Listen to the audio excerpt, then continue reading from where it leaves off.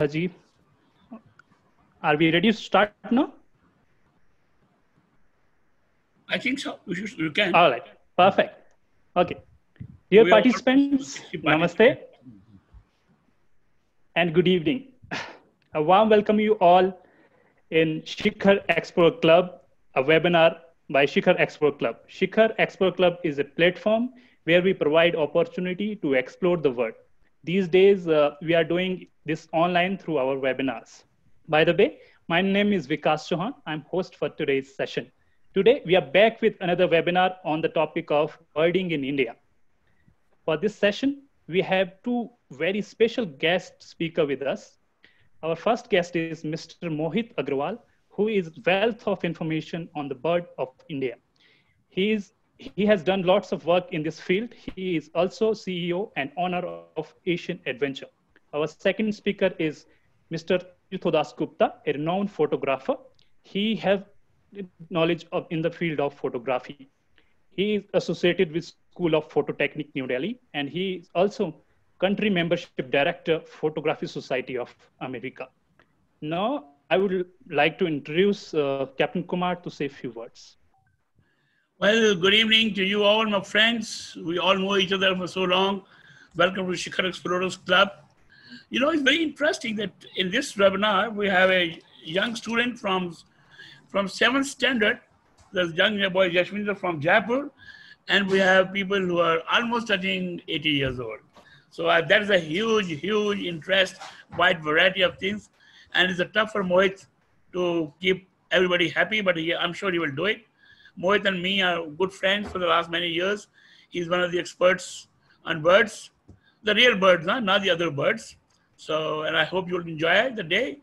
Shikhar Travel has now started a new initiative called Shikhar Explorers Club. This club will entitle you, if you become a member of the club, very soon. I will talk about it at the end of this show. But in the meanwhile, I welcome to you once again. We have 64 participants. We have 300 people interested in it. They're also watching from Facebook, and I'm sure everybody's enjoying himself. Mohitji, what is your code? Go ahead, sir. Thank you. Welcome once again. Thank you, Captain Saab. Thank you, Vikas. Thank you for inviting me over. Am I audible clearly to everyone? Is it? Yes, sir. Your voice is fine. Yes, go ahead. Excellent. Thank you. So it's been a long journey. I just wanted to quickly tell you how it all started, how am I a bird watcher and how I sort of do these birding tours. Shikhar Travels and I have partnered to conduct bird watching tours for the guests and make it more meaningful for them rather than looking at birds as objects to acquire or to make lists of or to go racing for. All these concepts are there. Pitching is there and bird watching in different forms is there. But it's a science. And it's, for me, this is life which is larger than your own because they don't use their minds to use a duality, ye acha hai, bura hai, this is good, this is that. They do their job to keep the ecosystem alive. So for me, bird watching is more of a spiritual experience than anything else. Let me tell you how it sort of all began. When I was a child, my mother was, she wasn't a bird watcher, but she was a nature lover. So every time there would be a bird or an animal or something, she would make sure that, I'd see it. So as time passed, we used to have these little pets at home, pigeons, and then we would feed crows and many such things. As I grew further, it's, school happened. In school also, I was involved with our nature club. Then in college, I met this group of people who were bird watchers. And that's when the real journey actually started. A very, famous person, elephant specialist, Vivek Menon, who's a celebrity, is my college mate. And we formed a society called Srishti. And we started to go out for bird walks to the Ridge, to Sultanpur, to various other wetlands. Half of them are already gone. They have been reclaimed for construction. So those wetlands don't exist in Delhi. Anyway, the point is that as I grew up, I took up a job with WWF. My main work was with Traffic India, which was basically to look at the illicit trade in different parts of the country related to bones or musk or bear bile or any of such things. Then, sometime in the 90s, when I was supposed to go to Africa, I couldn't do so because my parents were still in Punjab and I had to get them back. So I had to quit my job. And I went to help them there to repack everything and then to bring them to Delhi. When I came back, I started Asian Adventures, a company that sort of is now the largest bird watching company. And then, as time passed, the business grew and the sensibilities grew, but somewhere down the line there was this gap. What is it that got me into this? So in one of my meditative experiences, where your perception shows you things that you can't see otherwise, I saw myself in my mother's arms when I was 6 months old. And she was showing me a bird on a wire. And, when I came out of my meditation, I asked her, I said, did you ever show me a bird? She said, well, I can't remember, but 6 months old. She says, yeah, but, and I showed her the photo of the bird which I saw. And it was a white-throated kingfisher. She said, yeah, of course I remember that. But how do you know? I said, this flashed in my meditative thing, So it was karmic for me. I'm associated with it. Of course, I run business with it. I take people around. And which is why, Captain Saab and I have partnered now to make it more meaningful for you all. I think there are some people who are saying that they can't hear. Vikasji, can you just check and and tell them to see that? Sure, just sure, I'll do that. Okay, thank you. I'll personally send message. All right. Yes. So what I'm going to do is I'm not going to continue with my talks a lot more. Let me come back. Let me come to the slideshow that I have for you today here. And I will switch off my video to increase my bandwidth. And I will go on to screen share now. Maybe speak closer to the mic. So, yes. Am I audible, sir? Come closer to the mic and then things will be okay. Okay, so I think, yeah. Am I audible now properly? Better. Go ahead, yes. Correct, sir. Yes. So I put together some slides for you to see, some interesting birds. This is the Khalij pheasant, which is found in North India, in the Himalayas, actually all over the Himalayas. But this is from Corbett National Park and slightly higher up. Why are the birds important? Birds are important because they're indicators of habitat health. Their presence in ecosystem can affect absence can affect many other species directly, indirectly. They form integral parts, feature at almost every level of food web. Insectivorous birds help maintain insect populations, and so on and so forth. It says many nectaring, fruit-eating, and seed-eating birds help disperse pollen and seeds, helping forest growth. While I will make you travel through the Himalayan region to show you birds, I will also keep talking about the importance or various facets of bird watching and birds as we go along. So this is Goraya, so when people talk about, sparrows declining, it's a cause of concern. Things that we never thought were so important in our lives. And, they've been there breeding in our rooms, in our staircases, everywhere. And now you hardly see them. You know why? Because it's all written here. Lack of nesting places, open ground for foraging, competition with other adaptable small birds, increased number of predators, and poisoning to a large extent. So do look out for sparrows where, outside your balcony and other places when you're around.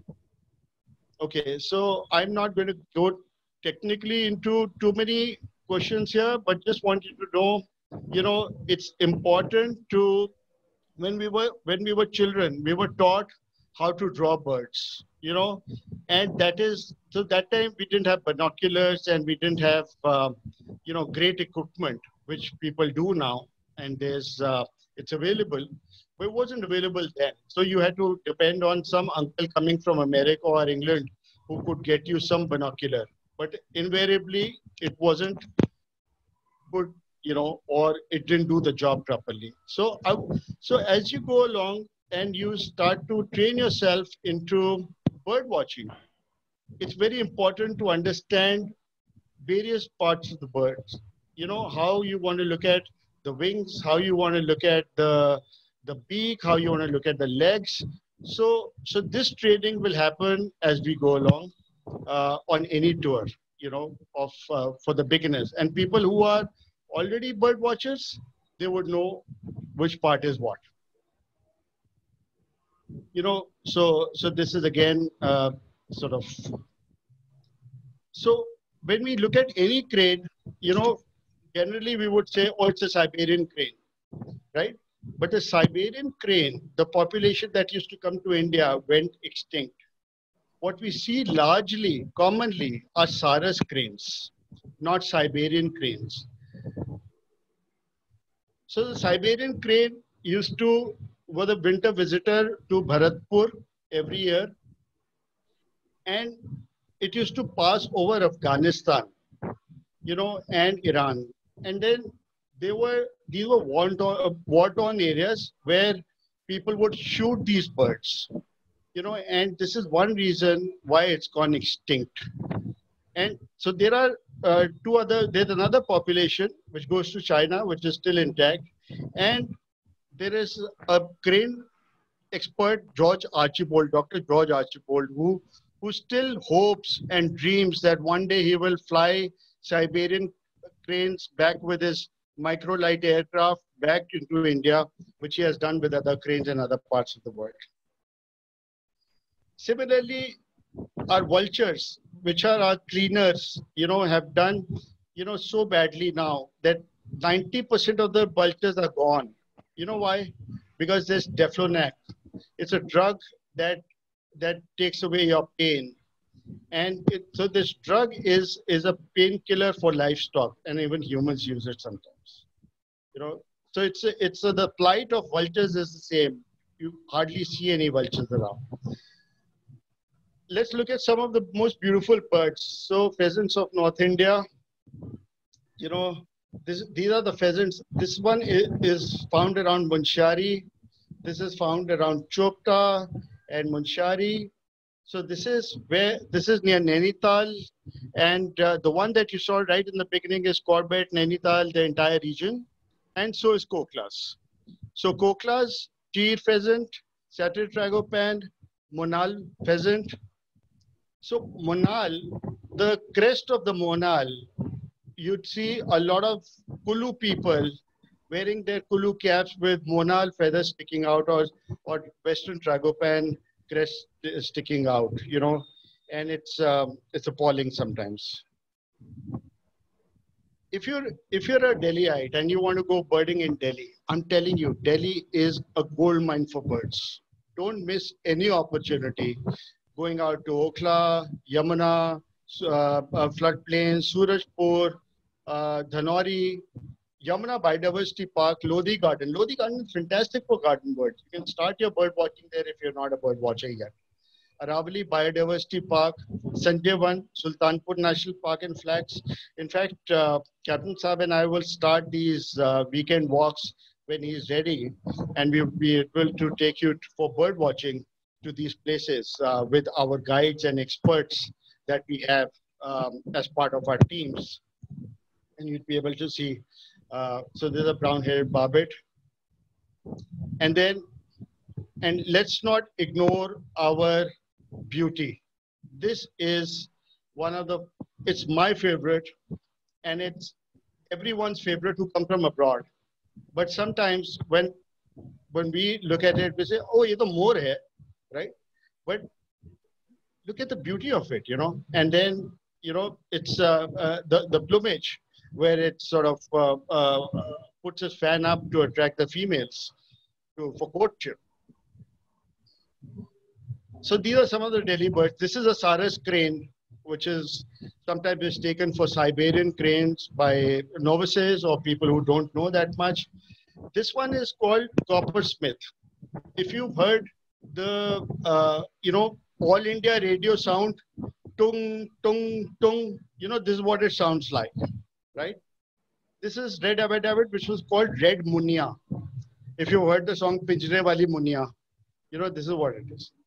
This is tailor bird. So tailor bird, sorry, and this one is, oh, sorry. Okay. And then we have the Indian courser, which is a bird of the dry area. And then you have the Sindh sparrow. So these are birds of Delhi. And then you go further, and then you have the Baya weaver, and then you have the Pratt and Cole, and then you have the open-billed stork, painted stork, various birds which you will find around Delhi. Why are male birds usually more attractive than females? Let's look at that. Females usually see elaborate and colorful plumages and display as signs of good health. Females select most attractive males so that they will have the healthiest possible offspring. In nature, sexual selection is usually dependent on females, and it is usually the female who selects a mate. In birds that have a lifelong pairing, the differences between male and female are either minor or non-existent, as males do not have to constantly woo females. So this is some of the equipment that you will need, not so much, but if you have a bird book and you have a pair of binoculars, you're good to go. And you need your diary and you need a pen. Okay, so if you've got these things in hand, then you'd be able to go through your birding journey very well. So any binocular which is 8 by 42 or 10 by 42 is good to procure. And you could use a bird book which is by Gribbett. It's Birds of the Indian it's called Pocket Guide to Birds of Indian Subcontinent. So you'd be able to do that. And if you want to get into more advanced bird watching, you could procure a scope, a bird watching scope, and you could then use that for your bird watching. So there's ethical bird watching. What is right, what is wrong, right? And there's a new breed of photographers. There are people have access to very fancy, very big cameras, and they are shooting a lot. But sometimes in that zeal for shooting, to be able to acquire more or get better shots, they sometimes cross the boundaries or they don't know what the boundaries are, which can be detrimental for the birds. Many times while bird watching, we unintentionally disturb birds. Some people, unfortunately, deliberately disturb birds in pursuit of good photos. So don't use playback calls unless it's for scientific purpose. They can confuse the bird, sometimes even displace from its territory while breeding or non-breeding. Avoid approaching too close to a nest. Birds see you as a predator, and many birds will abandon their chicks if a predator gets too close. So you got to be very careful. Even in the nesting season, this time in the lockdown time, many people were going so close to the nest and sending out photos of, the nest and the chicks. And sometimes, birds like bulbuls, they will have 3 to 4 broods in one season because the mortality is high, and they would want to produce more children, more chicks, more birds. And then when we get so close to them, they would abandon the nest and go away. So avoid baiting birds with food. This can be a habit forming for birds, and they can lose the habit of foraging for food from in the wild. And then whatever that you feed them could contain chemicals, and that can even wipe out a full population, full flock. So you got to be extremely careful what you do. Now it's time to travel. So let's travel to some of my favorite places. And if you travel for 7, 8 days, 10 days, about 7 days, we'd be able to get lots in our kitty. We'd be able to list lots of birds, appreciate, spend time with them, understand each and every bird in detail, and not worry too much about listing or twitching, unless you're a twitcher, right? So this is a typical landscape of Corbett National Park. When you're inside, you can see the elephants in the chord. Chord is a grassland near Dikala. This is the area that I'm talking about. I'm talking about Pangot, which is near Nainital. So just below that, 20 kilometers away is Sattal. And about 80 kilometers away is, from Nainital is Corbett National Park. So this entire area is so bird rich that you'll be surprised the kind of species that you'll get. We'll see those species as we go along. So these are the kind of views that you will get from these drives up in the mountains when you're looking for birds.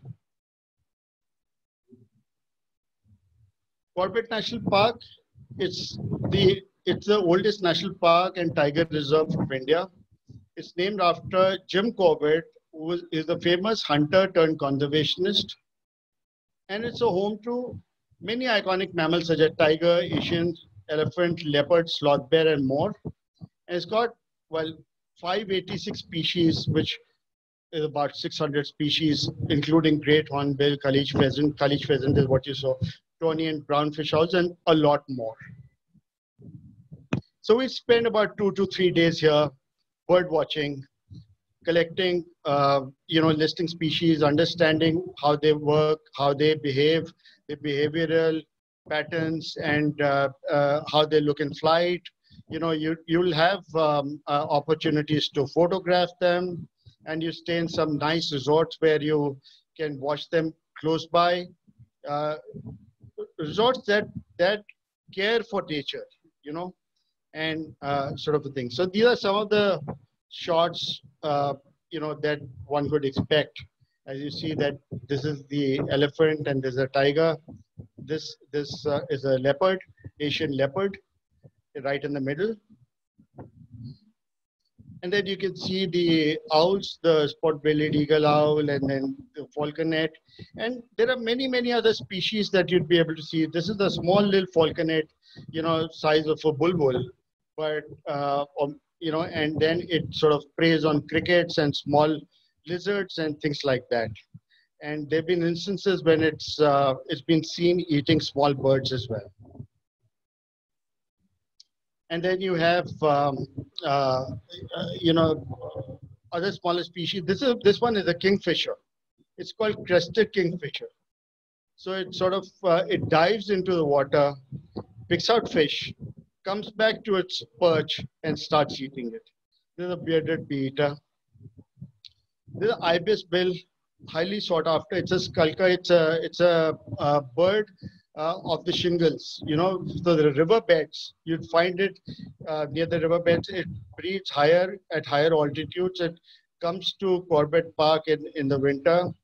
And then these are some of the smaller birds. When you come to Corbett Park with us, we'd help you identify a whole lot of these colorful ones. So we'll walk on these ancient bridges into the forest, go over the rivers, look for species there, and then we'll also go on a safari in a 4-wheel drive, to look for other species, and of course you can come across a tiger. Many times what happens is that many people who come from abroad and they are very serious bird watchers, they don't even care if there's a tiger around. They want to go and see their birds because they think it's once in a lifetime trip. So they want to get as many birds as possible. If they've seen a tiger, they've ticked it off the list. These are some of the ways people behave. These are some of the things that people do because they want to get as much as they can in their kitty. But if you have a spiritual experience with any of these animals, then you can spend time observing it for far longer. This is a Brahminy kite. I must tell you an experience of mine when I was in college. So Brahminy kite is rarely seen in Delhi. And there was one wild one which used to hang around in Delhi Zoo, you know. And a friend of mine, I don't know if you have ever seen any of his serials, he used to be a Sardarji from Chupa Rustam, Gurpal Singh. So Gurpal and I would, you know, I was staying with my uncle and he was staying in hostel. And from college to go and see this kite and photograph it was not allowed because we had to attend college. So the secret conversation used to be, okay, let's go to BK Pandit's class for mathematics. So BK was Brahmini kite, Pandit would mean Brahmini. So that was the story. So we still laugh about it, you know, and we still call it BK Pandit. So when you do this, you'd be able to see lots of these stories coming up when bird watchers see a aircraft flying overhead, they say, oh, it's not a goshawk, it's a gas hawk.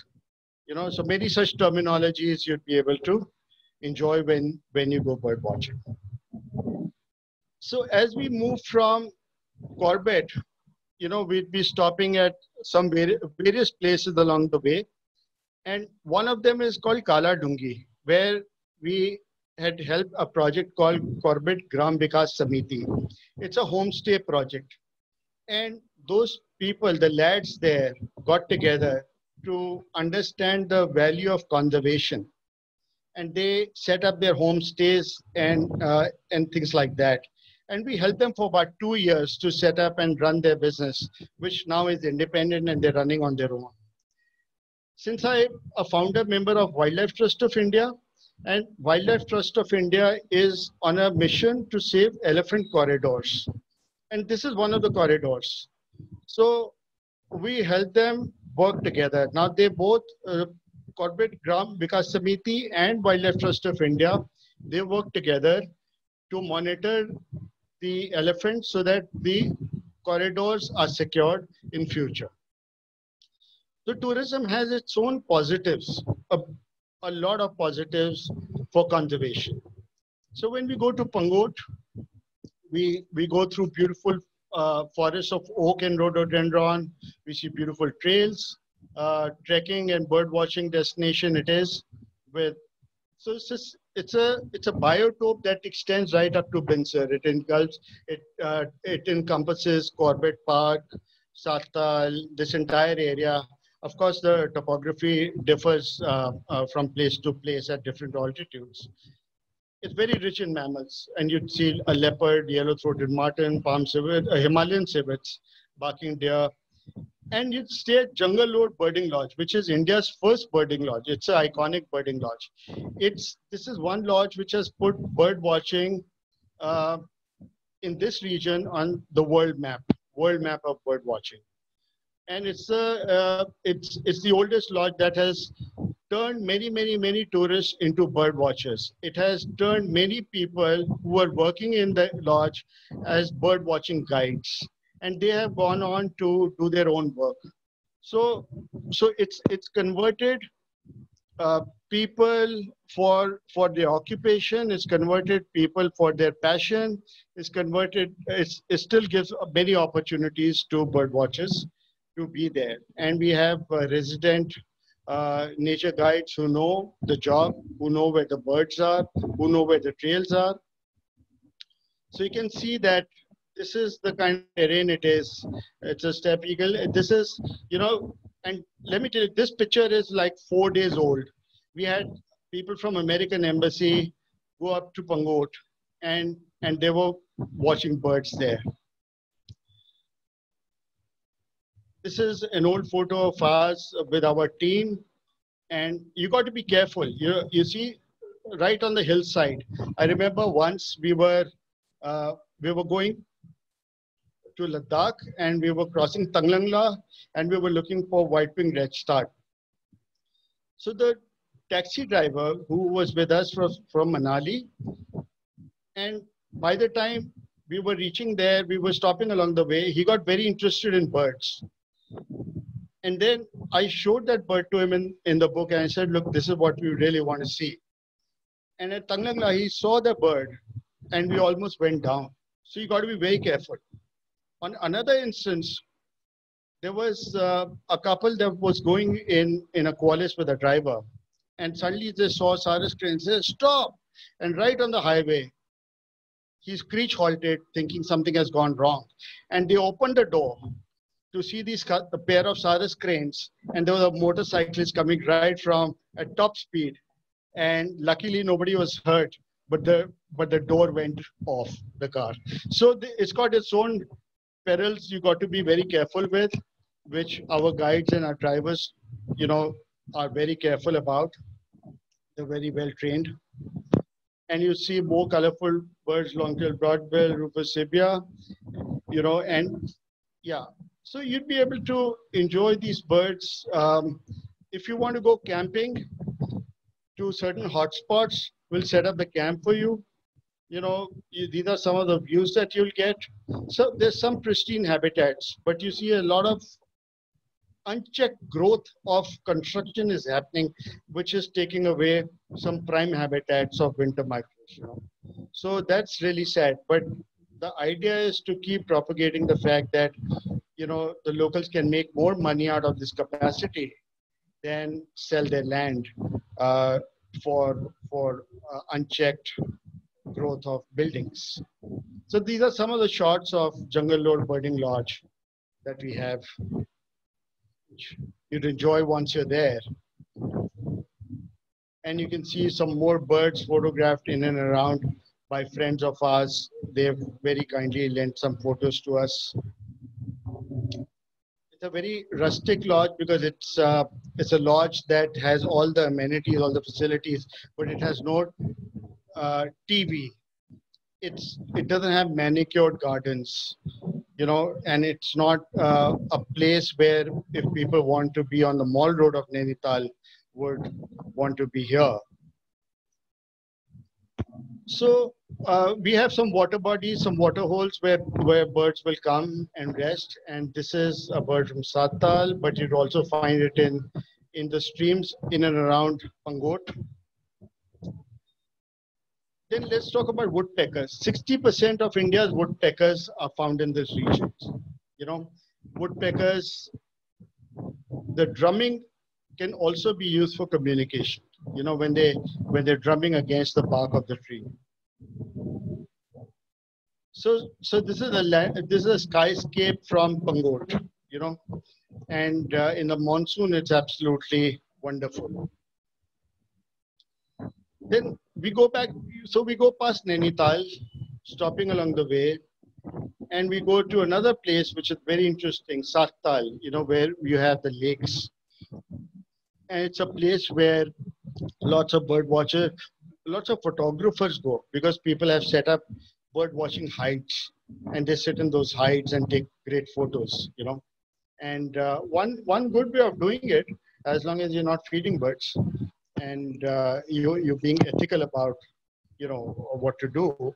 So, of course, when many photographers, many bird watchers get there, then it can also threaten many species and the habitat.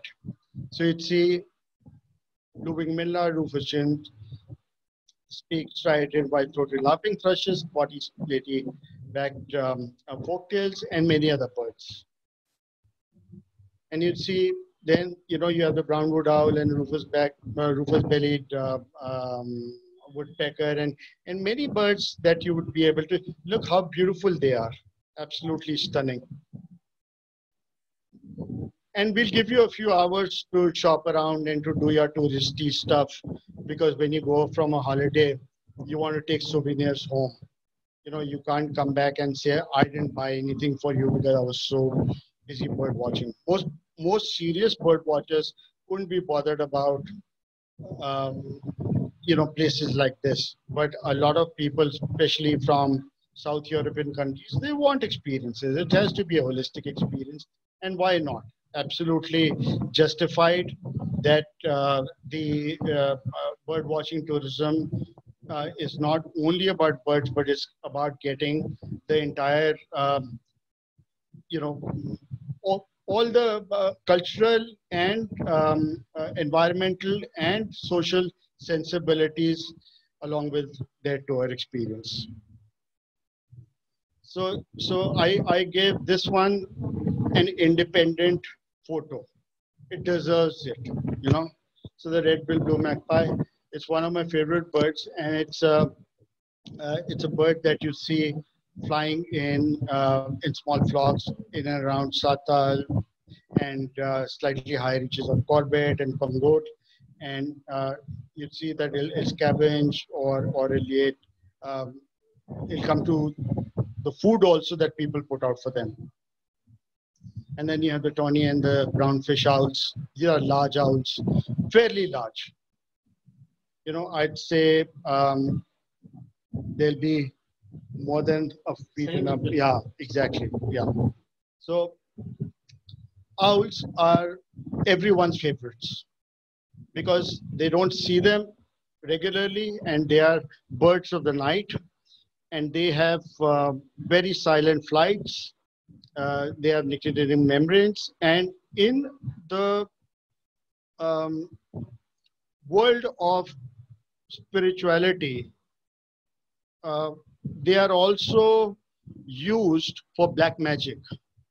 So unfortunately, we don't really know if it really works or doesn't work, but there have been stories when you read Dr. Salim Ali's books, you know how, so there was one story, I can't remember exactly, but I'll tell you the gist of it. So if you want a magic wand in your hand, then what you need to do is, you need to take out that magic bone out of the owl. How would you do that? So you'll have to get an owl and then, you know, a dead owl that you'll have to keep under your bed for 40 days.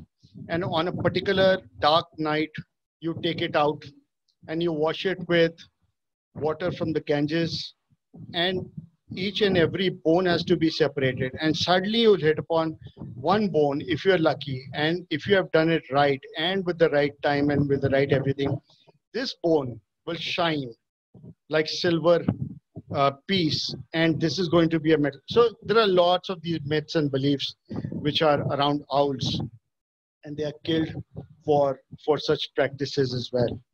And you can see them, well, of course it's illegal, 100% illegal to do anything like this, but you also see Bahelias, you know, carrying these owls at different places. So I remember 20 years ago when we set up this lodge in Pungot, many Bahelias, many bird trappers used to come to this region, and with the help of the villagers, we did whatever we had to, and we got rid of them. And after that, we never saw anyone returning in that direction, you know.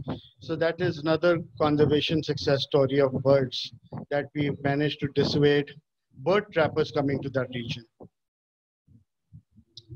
So more facts about owls, you know, which we'll talk about as we go along. And of course, the endemic forest owlet, which was considered extinct in 1884 and was rediscovered in 1997, you know, 110 years later, in central India. And then you have these laughing thrushes. So they make these cackling sounds. This one, especially when you hear them in flocks in different places, you think, oh, who's laughing?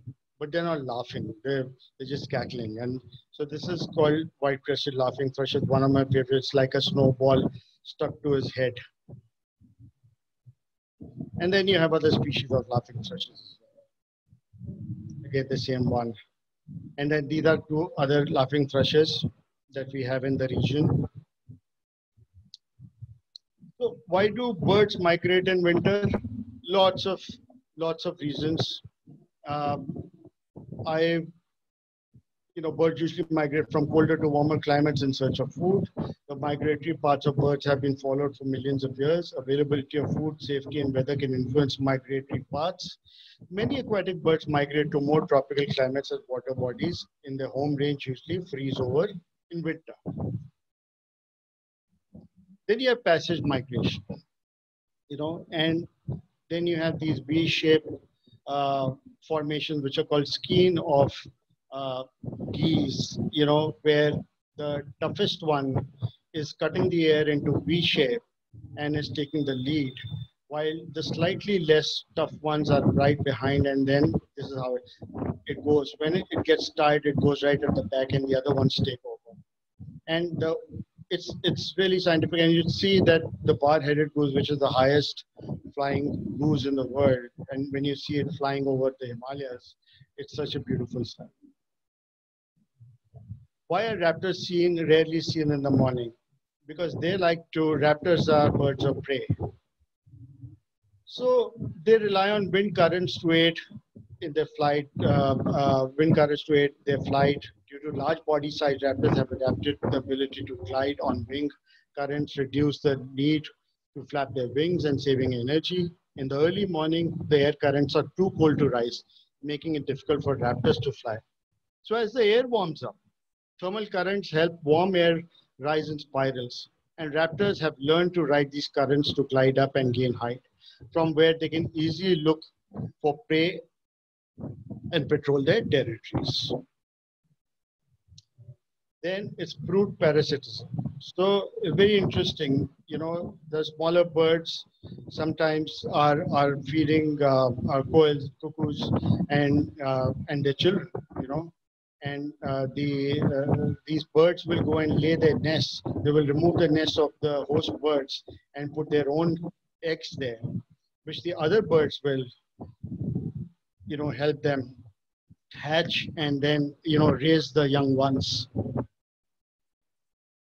A lot of interesting facts. 1 hour is never enough to do this job, It's absolutely unending field where you can spend lifetimes and lifetimes studying. There are many, many experts all over India in this field. There are scientific bodies like Bombay Natural History Society, and there are more tour operators in the northeast and south of India and other western parts of India. And there are many guides now who will know first-hand experiences. They will know bookish knowledge. They'll know many other scientific and interesting facts about birds. So the deeper you get into it, the wider it gets.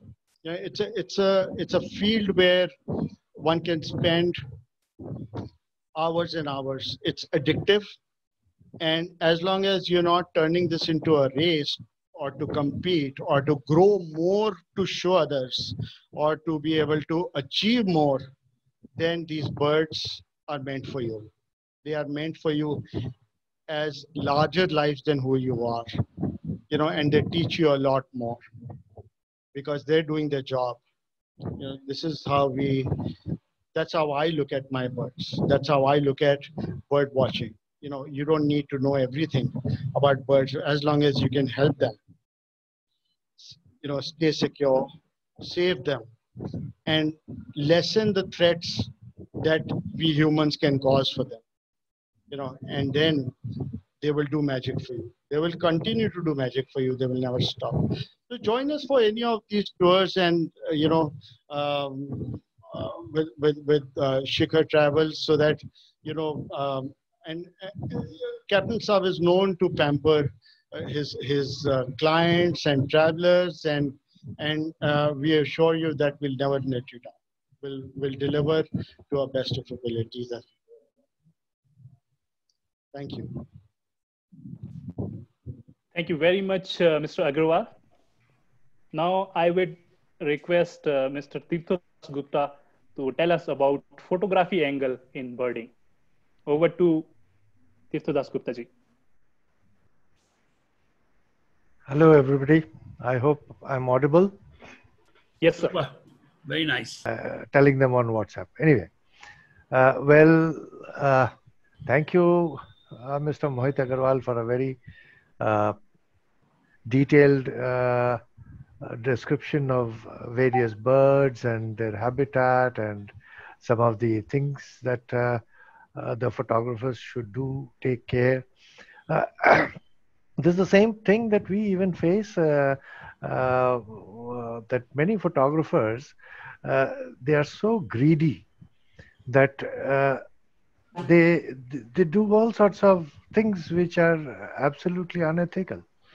Uh, and I'll just share with you something which is not bird related, but I just wanted to share this. Uh, I've read it in a photography journal from UK. There was a group of photographers who used to go out every fortnight in the weekends to do photography. They went to some place in the outskirts of a city, more of a rural area, and they found a beautiful tree, and they thought of doing a lot of different kinds of compositions with that tree. So they did quite a few, and then they decided that we will come back here maybe after another fortnight. And when the group went after a fortnight, they found that the tree was cut off. And then they inquired from the villagers that where has this tree gone? Then they could know that one of the photographers in their own group, he visited after the first trip, took a lot of photographs and got it cut off and came back so that other photographers cannot go there and take pictures of that tree. So, such kind of people are there who are uh, very selfish and very harmful. Uh, but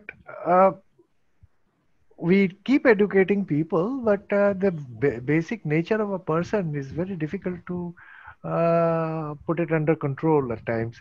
In a group, they may be under control, but if they go alone and they'll do something wrong. But this is very, very important. In fact, uh, the Photographic Society of America has laid down certain definitions of what can be included in nature photography and what cannot. And I'll share that with you. And even the different ethical practices. And today, because drone is being used, there are specific instructions for them from the Photographic Society of America that what can be used and what cannot be used with the drone. So we have to keep a check because there are some people who are certainly not going to follow the rules and somehow that causes problem for others. So as I was told to speak something about photography and show some pictures of birds and all, let me first confess that I am not a bird photographer actually. I'm for the last more than nearly about 25 years, I'm teaching photography. And before that, I was doing a little bit of pictorial photography for my own liking. And I have been a government employee, and my job was scientific photography. But when I started teaching, out of the demand from the uh, students, they wanted to go out and shoot birds or even nature and maybe mammals and other big animals and all. So we started taking the students out to the Delhi Zoo. We started taking them to Bharatpur. And to do that, I had to learn a bit of bird photography. And let me put it like this, that serious bird photography is very much dependent on the gear that you use. So it's an expensive proposition. You cannot really do good bird photography with a simple camera or a mobile. And you need long lenses, and to handle long lenses, you need heavy tripods. And along with the tripod, you would be in need of a gimbal. So all these things put together makes things very, very expensive. So when the students intend to do bird photography, they find it a bit difficult because they don't have such gear. And many of them cannot afford to go for such gear. Even I cannot afford to go for those very expensive gear. So they say, sir, how can we do it? The basic thing that I'll tell all those who are interested to do bird photography and have not done bird photography, uh, you can catch hold of a lens which is up to a 300 millimeter at least. You get zoom lenses of 70 to 300, which is not very expensive. In fact, some of the camera companies like Nikon and Canon, they sell some of the slightly lower end cameras with two lenses. One of them is a 70-300. So even with that, you can start off. May not be that it will be a very high quality, and for that, don't blame the lens, because you are a beginner and your quality is also low. So it's not only the equipment that is responsible. So you have to learn it, and when you have lesser focal length lenses, uh, well, very small lenses won't work. Take it for that. If you're having a camera with a 1855 kit lens, you cannot do bird photography with that. Okay. So if you are using a 70-300, even that is not going to be enough. What you have to do is you have to understand what all can be done with this lens and what cannot be done. Don't attempt to take pictures that cannot be done with this lens. You must try to find out ways and means to approach closer to your object. Study the movement of the birds. Keep watching. Go to a place where you identify to be a good place for doing some bird photography. Go there and sit for hours to see their movement, when they come, when they go, where they sit, and all that.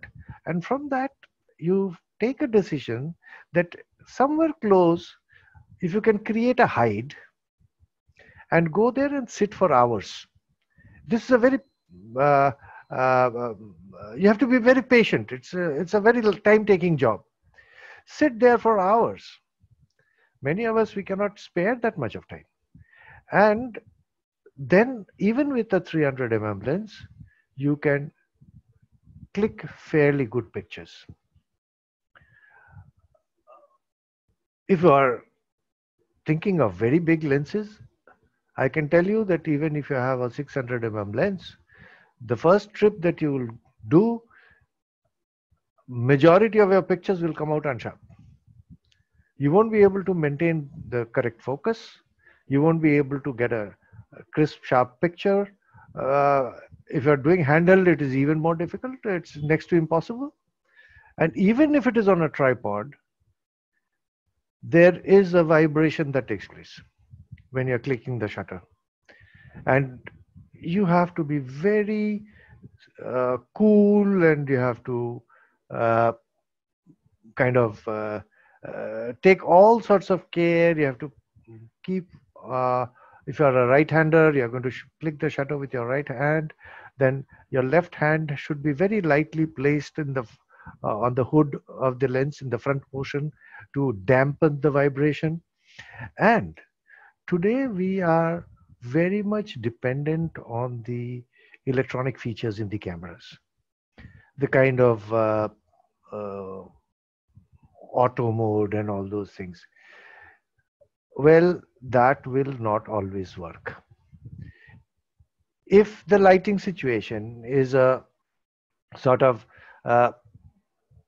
flat illumination, then that auto mode may give you a correct exposure. But if it is a tricky lighting situation where the subject is bright and the background is dark, it won't give you a correct exposure of the bird, and you need to use the exposure compensation. You should understand all those technical details. You need to learn a lot of photography apart from having your knowledge on birds. In photography, the biggest thing that one has to keep in mind that whatever kind of photography you're doing, apart from learning photography, you have to also learn that subject to a great extent. A person who does not know advertising and the concepts of advertising and the need of advertising, however good photographer he may be, he won't be able to do justice to advertising photography. So you have to learn lot of things about the birds to do bird photography. If you're trying to take pictures of a particular species, you have to know their habitat, you have to know their life cycle, and so many things. So it's not just that I buy a camera and a big lens and I go out and become a great bird photographer. It's not possible. So I'm not scaring people, but I'm trying to share facts, because don't get misguided. Don't get, you have a lot of zeal, and what we say in Hindi, as a beginner, you'll have a lot of josh, and that you have to control, because that josh will sometimes put you on the wrong track. And maybe you want quick results. These days, everybody wants the result even before he has started working on it, sort of. And when they don't get it, they get demoralized. Nothing comes so fast. Nothing can be done with shortcuts. You have to work hard for days and months and years to achieve a level. Keep that in mind. This is a message for the beginners. So, well, there's one thing which I would like to apologize at the very beginning of showing some pictures. That is, I don't know whether it is with my age, or I think I had it even earlier. I forget names. I forget names even of my own students sometimes.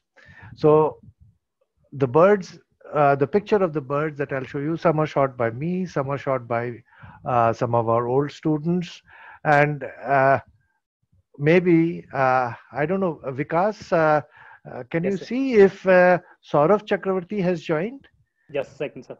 Let me check. He was supposed to join. He is the best bird photographer from Photo Technique, and I've got some of his pictures in this slideshow. He can, if he's there, you can unmute him and he can tell the names of the species, because he is very thorough with all these things. But he was occupied in his office, and he informed me that either he'll be late or maybe he may not join. So right now he's not here. He's not here. So sorry. I believe there are some people who are already bird watchers, and if Mohitji is there, he can tell you the names of all the species, because some of the species I do remember the names, and in some cases I won't be able to remember the right name, and I don't want to misinform people by giving a wrong name. So if somebody has a question about a particular species, just ask, and I think people who are experienced, who are there in this webinar, they can give you the right species. Okay, so I'm sharing my screen with that slide presentation. Vikas? Yes, sir. Please go ahead.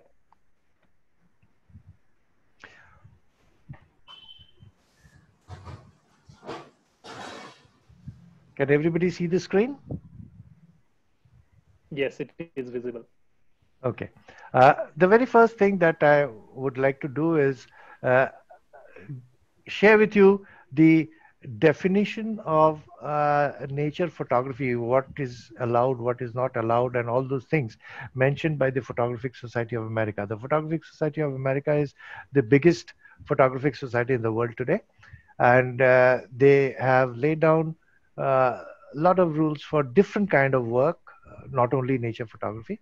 So in the preface, they say there is one hard and fast rule whose spirit must be observed at all times. The welfare of the subject is more important than photograph. This is something all photographers has to remember. The welfare of the subject is more important than the photograph. This means that practices such as baiting of subject with a living creature or removal of birds from nest for the purpose of obtaining a photograph are highly unethical. Mohitji has also very categorically mentioned these points. I'm putting it as it has been mentioned for photographers. And such photographs are not allowed in nature competitions. Judges are warned not to reward them. The PSA policy on aerial photography does not permit animals or birds in their natural habitat to be photographed from drone. Nature photography is restricted to the use of photographic process to depict all branches of natural history except anthropology and archaeology, in such a fashion that a well-informed person will be able to identify the subject material and certify its honest presentation.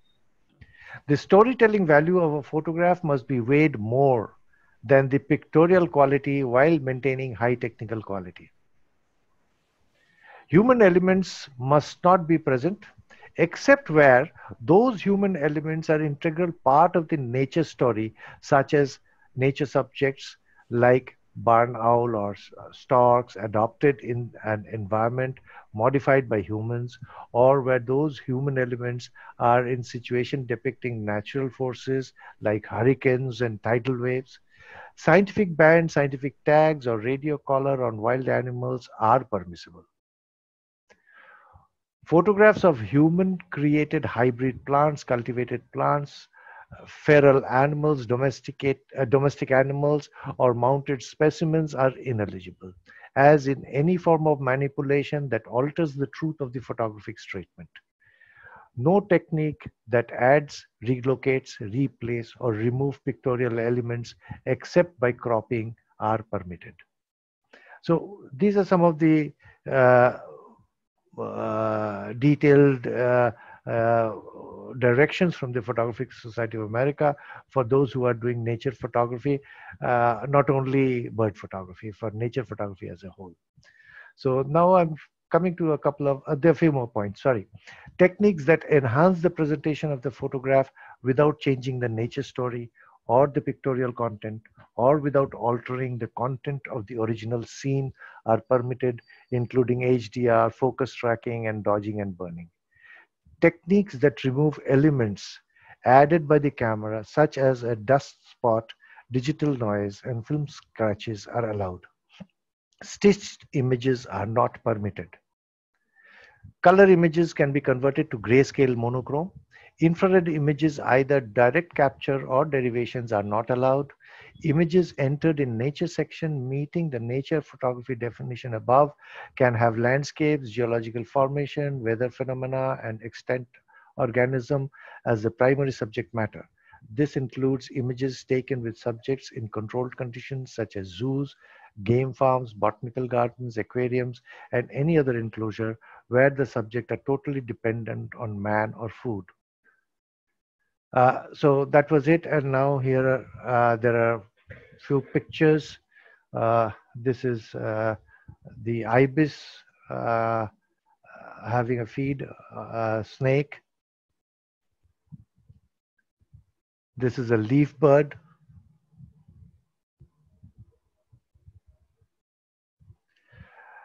This is a hornbill. This is rufous snaked hornbill. This is the male. And this is more available in the Bhutan belt and in the bordering regions of Bhutan in India.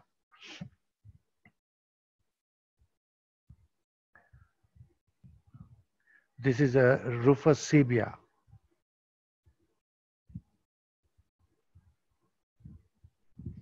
I don't remember the specific. I think it's Alexandrian parakeet.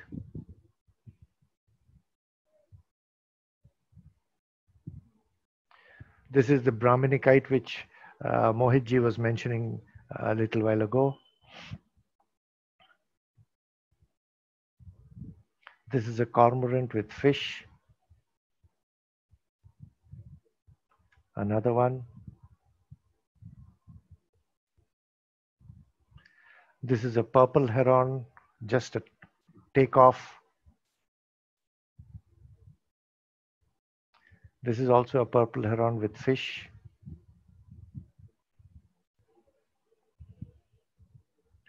This is the purple swamp hen, or the moor hen as it is called, with some feed. These are roots of the grasses that they pick up. Very colorful. This is a common kingfisher with a fish.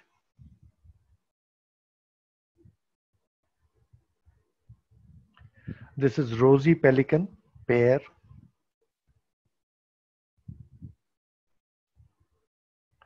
This is a spangled drongo.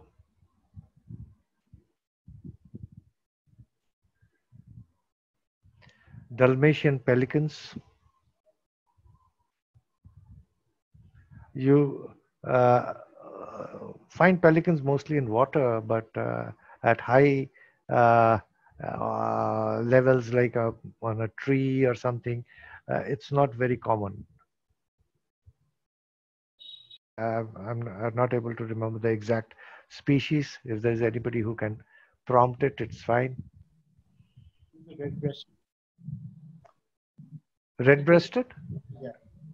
Okay.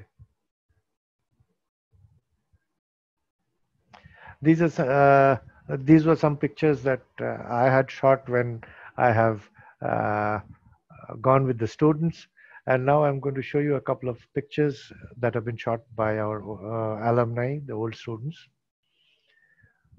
This is by Leelavati Roy. I think she's already present in this webinar.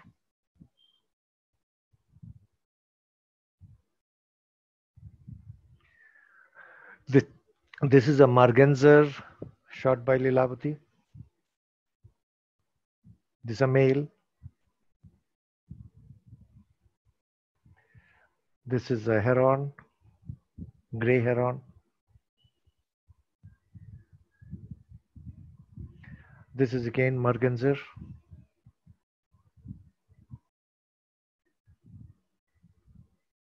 This is a purple sunbird.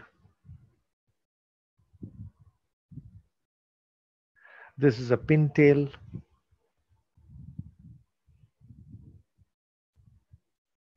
This is again that rufous-necked hornbill.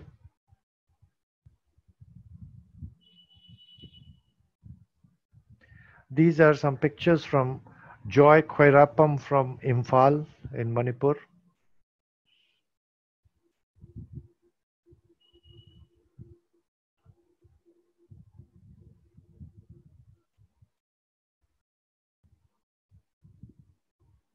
This is the rosy pelican with feed.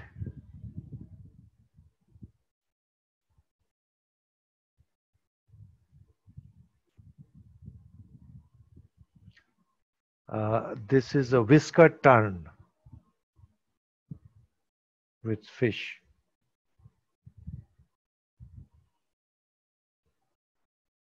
Ibis with fish. Joy's pictures all are with a catch.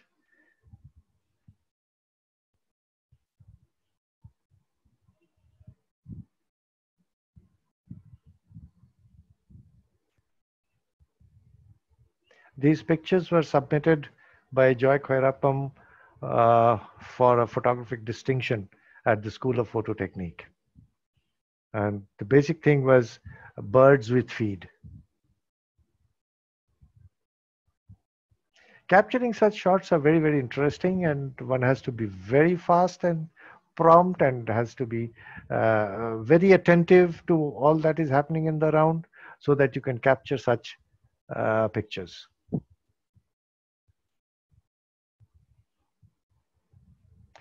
This is again the rufous necked hornbill, but this is the female.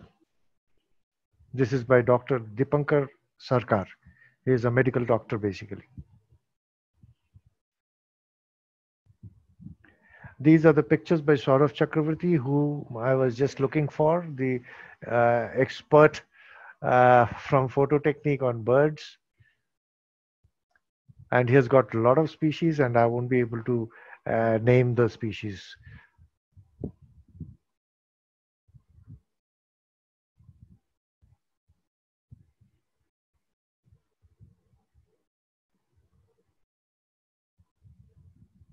I think this is a yellow nape.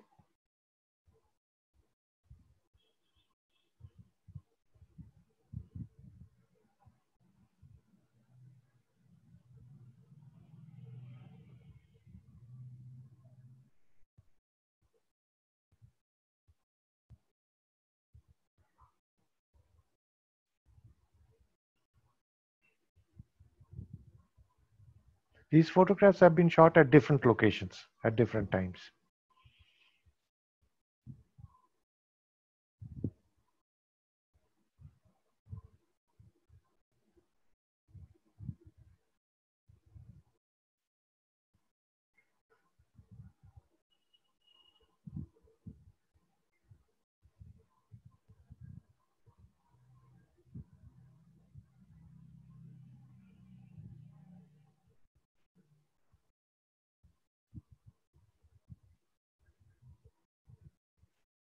In bird photography, we are very particular about uh, having the full bird in the frame and certain amount of the surrounding to show its habitat.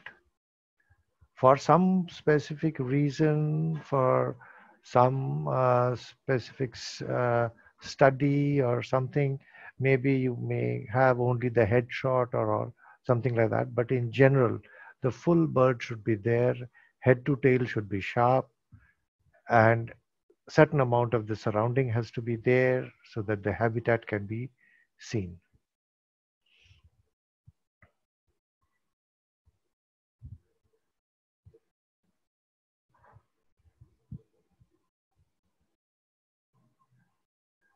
Absolutely amazing. Absolutely amazing.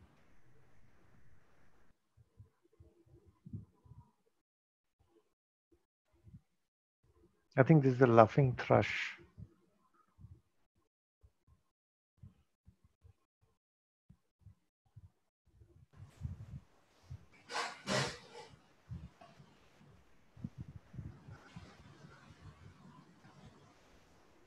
This is a golden flameback, if I'm not wrong. And you see, when it was hitting on the tree trunk, all that was falling has also been captured.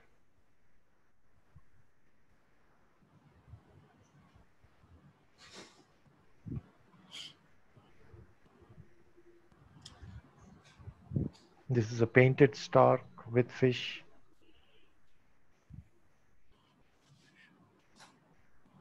This is also the whisker tern, most probably. This is whistling duck.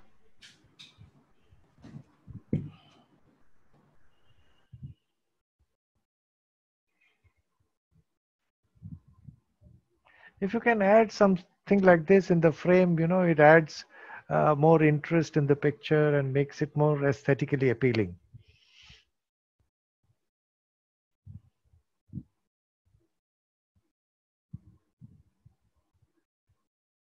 This is the red munia, which Mohitji had shown you also. This is the male.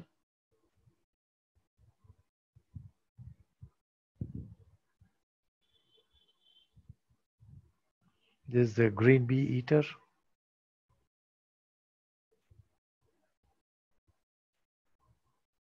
This is a lapwing. I think this is the northern lapwing, if I'm not wrong.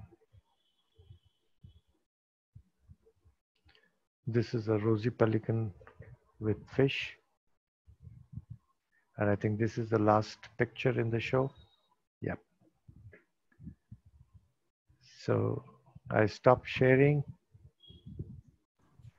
So if there is anybody with any questions related to photography, well, I can answer. But if it is a question related to certain things about birds, well, I am not the right person. Mohitji would be the right person to do that in that case. So Absolutely. thank you everybody for patiently seeing the images.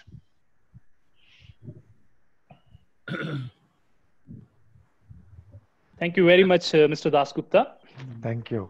I think we have for some time for question answers. If somebody have any question, they can write on chat box. I will unmute from here and they can ask related to birding and related to photography and birding.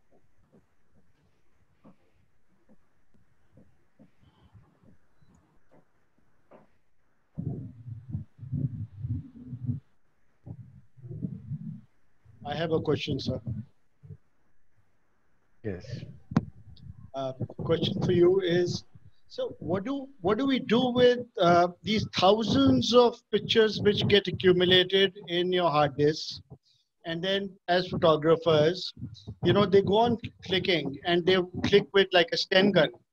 And at the end of those thousands of pictures, you need only 2 or 3 good ones. And I've seen that most photographers don't even care to sort out all the pictures, and they just store them. And of course, the hard disk get filled up. But is that something that we relate to e-waste, or is that something that we need to be worried about? Well, it's a very important thing.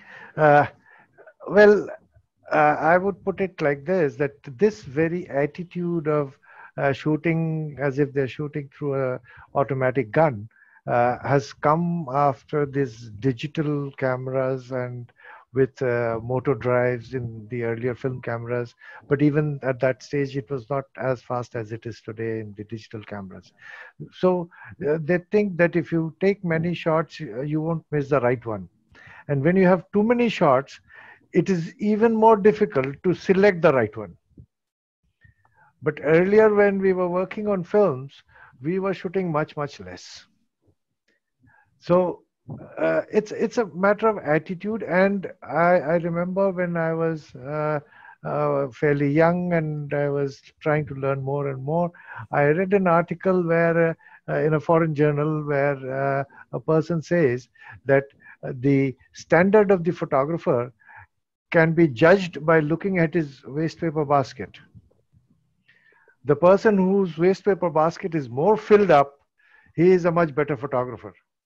So a good photographer knows to discard his pictures. He knows what is good and what is bad. And those who know what is good and what is bad, they don't really need to shoot many. They'll take a decision at the time of shooting. And in some cases, we do shoot in continuous mode, burst mode.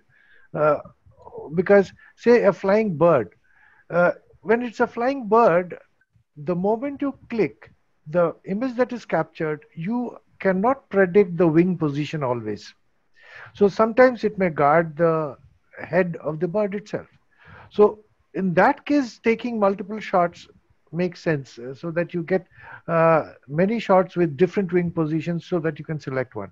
And all that is not going to be used or not good, maybe not sharp or whatever. They have to be deleted.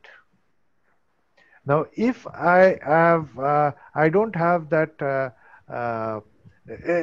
people get emotionally connected to the pictures they shoot. So they are not able to throw it away. You have to be very strong, keep a heavy stone on your heart and delete them. Because it's not going to be used. It is going to eat up your hard disk space, and memory space means money. So that has to be done. And most of the good photographers, they do it that way. And some people who want to take chance, शायद ये भी बिक जाएगा, शायद वो भी बिक जाएगा, चलो रख लो. That attitude is there with some people, but I don't know वो really बिकता है या नहीं. And those who are selling their pictures, they have different priorities and they have different demands. They work in a different way. But those who are doing it for passion, they don't really do it like this, storing pictures unnecessarily.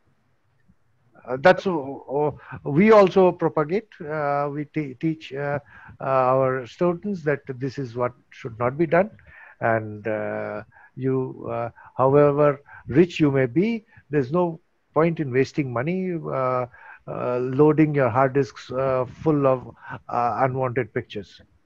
So that's how I would answer your question. Thank you. Wait, there are Thank you very questions much. asked from you. One or two children are asking questions. Yes. Yes, can we take one question from Yatrat Mathur? You are unmuted. You can ask a question.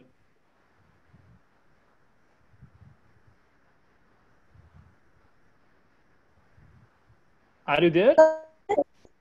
Yes, yes. Please ask your question. My question is, what is the difference between Siberian crane and SARS crane? What is the difference between Siberian crane and SARS crane? Mohiji, would you like to answer, please?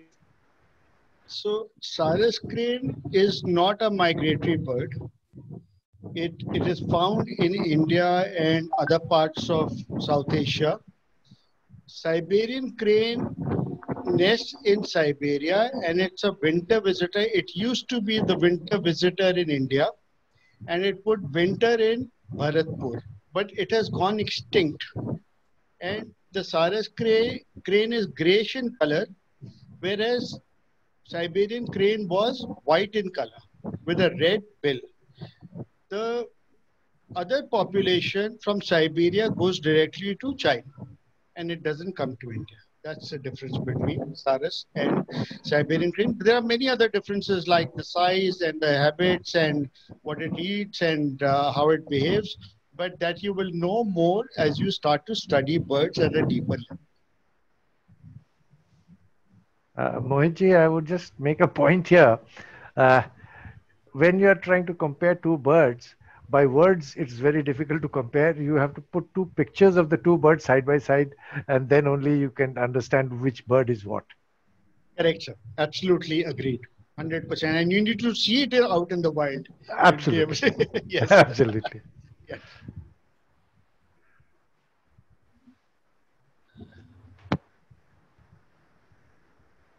You guys, there's no more questions? No more question. I think I think if you just go through the chat box, yes. I think somebody has written, how can people shoot from that height position? I didn't get his question. Can we take pictures from mobile? Sorry, not bird photography. You can take pictures with your mobile, but not bird photography. Bird photography cannot be done with a mobile. It can be a just casual record shot, but otherwise, no. Just a moment. So we have another question from Dr. Shubhodip Sarkar. Okay. Sir, can you give me some idea, some suggestion and clues regarding how we can photograph birds? Because mostly we get to see birds in very low lighting condition, sometimes even in pitch dark. So if someone wants to get good photographs of owls, then what should be the procedure without disturbing the owl much or without going for any unethical practice? Owls are very much visible during daytime also, but not all species. Mohitji can tell you which are the species which are not visible during the daytime.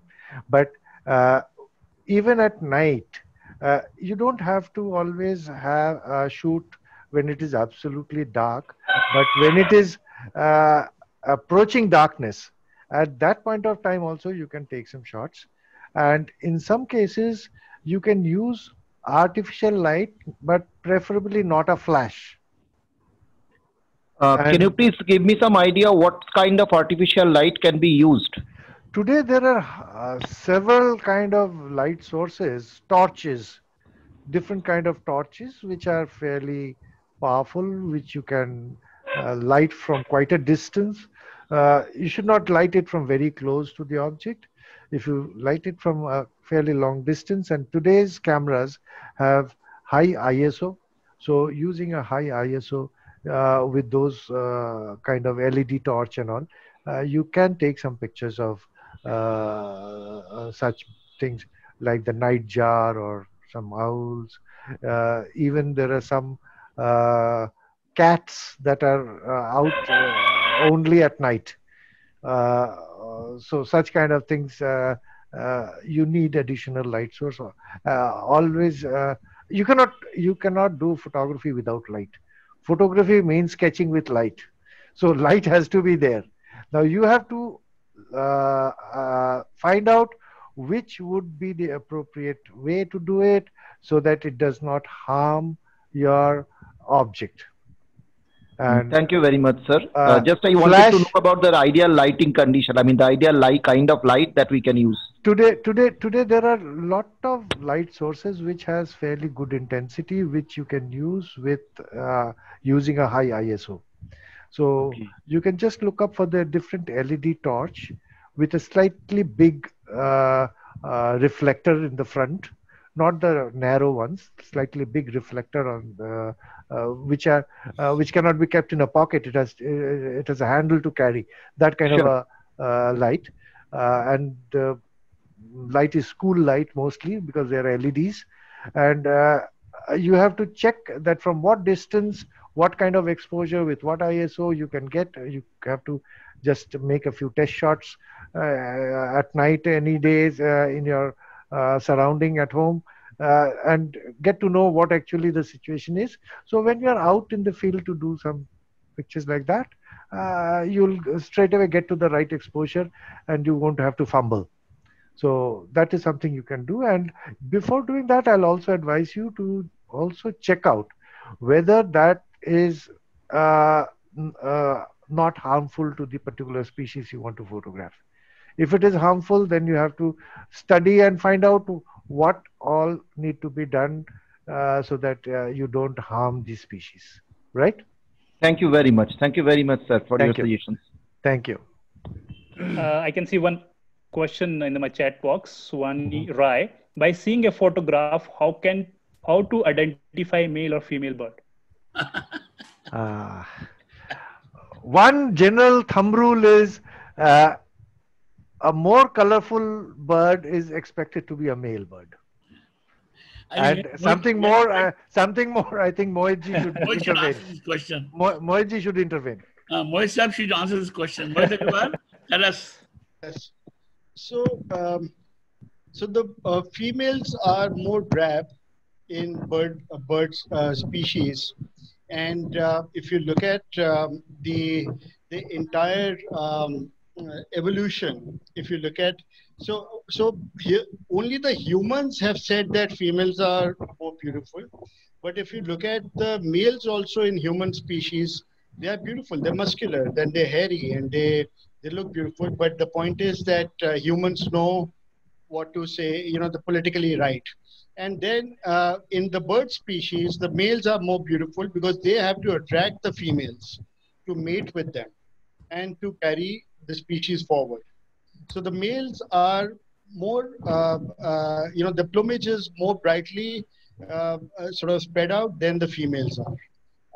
But for example, like minivets, you have absolutely scarlet males, but you have also beautiful yellow females. So, but when you compare the two, you find the male to be more beautiful or male to be more attractive, and that's how it is. Thank you, sir. Vikas, yes. This person, Anirban Roy, he has a question. If he's there, can you just unmute him and ask him to ask the question? Yes. He was mentioning that how to take pictures of that height position or something. All right, just a second.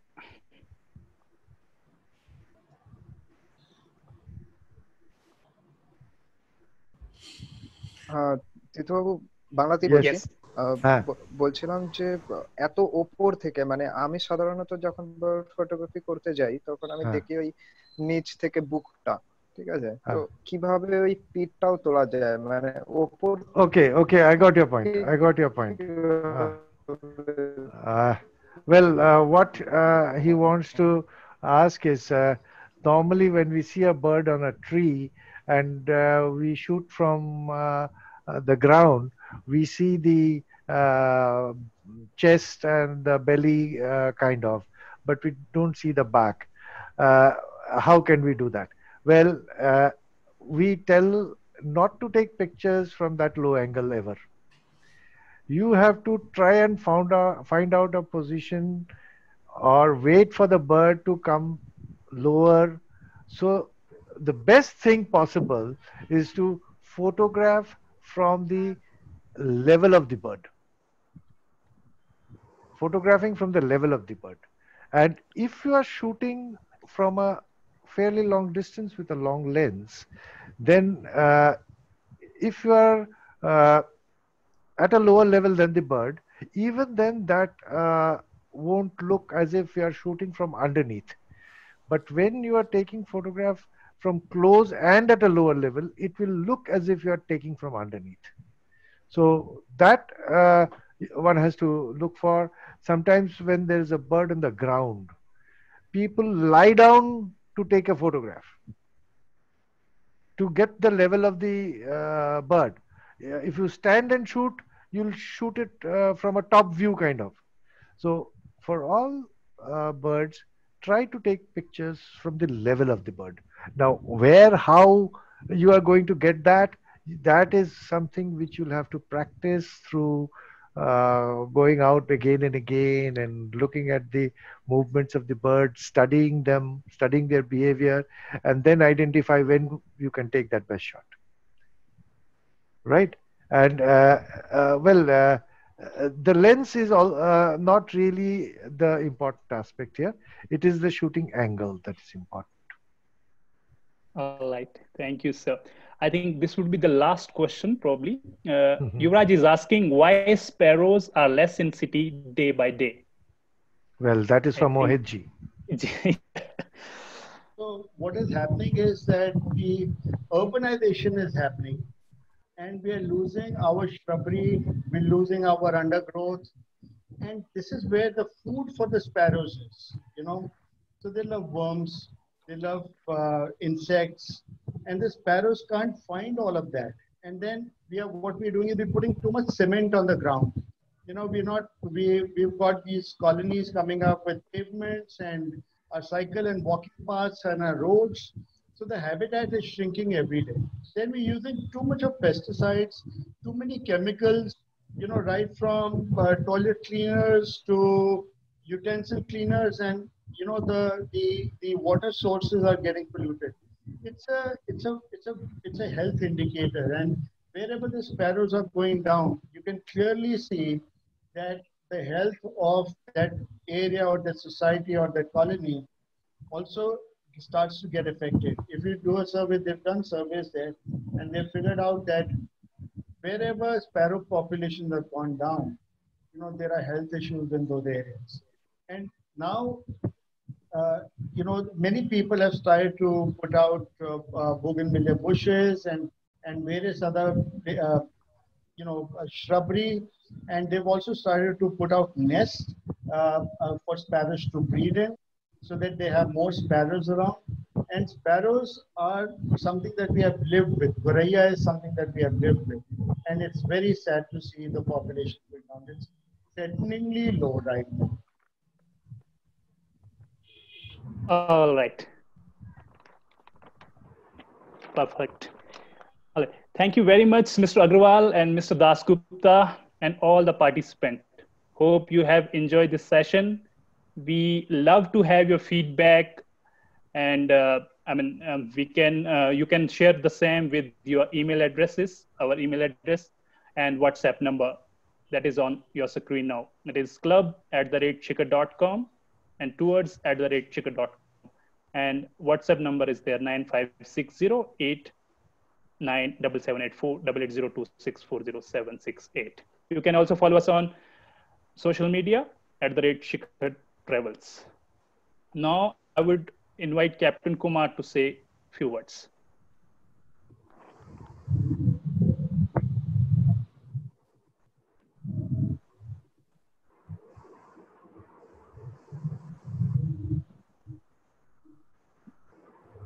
Captain Kumar, if you are there. Okay, thanks. Thank you. I said, what a stunning pictures and smashing pictures of both our mentors. In fact, I thought that probably Mohit has done the beautiful color in his color, made nice paintings of the birds and showing it. But I know for sure that I think Tirthaji will confirm that. I think if you need a lot of dedication to take this picture, Mohit, amazing pictures. I never thought, and I invite each one of you to come with us and let's take pictures. Let's be photography. If you join our Shikhar Explorers Club, which we will anyway sending you the list of link to all of you, you have the chance of looking at the beautiful pictures once again. Of course, the copyright of the photographers cannot be used for any commercial purpose, just to enjoy. And I think I look forward to hearing from you, your visit, and we're delighted to welcome you in Shikhar Explorers Club, those who are not our members. With these words, I must say thank you to our mentors, as well as to each one of you for joining us today this evening. I hope you have a wonderful time. All the best, good luck, and thanks my team for arranging such a lovely thing. Mohit, thank you. Uh, um, uh, Isaji, thank you very much. And Thank you, all of thank you. you, super. And I would convey my thanks on behalf of my institute and the Photographic Society of America to Captain Kumar, who's also a member of the Photographic Society of America now, and to the entire team at the Shikhar Explorers Club. Sir, in fact, before saying goodbye, I Mhm. would like to share my screen. I've received few of the birding pictures from one of our participants. He's Mhm. Avigat Pandey. Mhm. I'm sharing his photographs. Hopefully, he's there in the meeting at present. I'm sharing his pictures. Please allow me to share my screen. Yeah. No Please problem, go ahead. Som. Please share with us. Som is our expert on educational tours. We do a lot of educational tours. We handle almost 7,000 school children every year. And Som is our general manager for the school education tours. So these are few of the pictures that Mr. Okay. Avigat Pandey have shared with us. Very beautiful, This is the absolutely. first one. Very beautiful. Oh my So God. I am also not a bird expert. Mohit ji might give us a proper The name of the bird. previous one was scaly-breasted munia, I think. Mohitji can correct me if I'm wrong. Yes, that's correct. And there's a whiskered bulbul, the next one. Next one is bulbul. Mhm. Red Oh whiskered. boy. Red whiskered. This is a shrike, it seems. It's right. I think it's a way back shot. Mhm. Like you said that. So when you were saying that, sometimes you don't get the angle right. Yeah. I think if you're a tree climber, then you'll get. If you see Dirtiman Mukherjee's photos, Yes. that man can do anything. He can go to any depth. Yeah. So he creates a loft and he climbs places and all that. Very beautiful. Excellent, sir. Fantastic. So it was really nice to be here, and thank you, Deepta ji. It was a pleasure meeting you, and thank you, Captain Saab, so much. In fact, it was Captain Kumar's endeavor that we met. Absolutely. It was this opportunity with this platform that we met, and we had may not be very a personal contact, but a face-to-face contact, of course. No, you see, one of the advantages of networking is very important to meet your fellow people of similar interests. So this is one of the reasons why we have created this platform for. Absolutely, absolutely. Lovely. Thank you once again. Thank you. So anything else on the show? Sir, that's it. Lovely. Beautiful. Thank you once again. Bye-bye and have a good night. Thank you. Bye-bye. Thank you. Bye. Thank you. Thank you very much, sir. Have a great evening. Goodbye. Namaskar. Bye. Bye. Goodbye.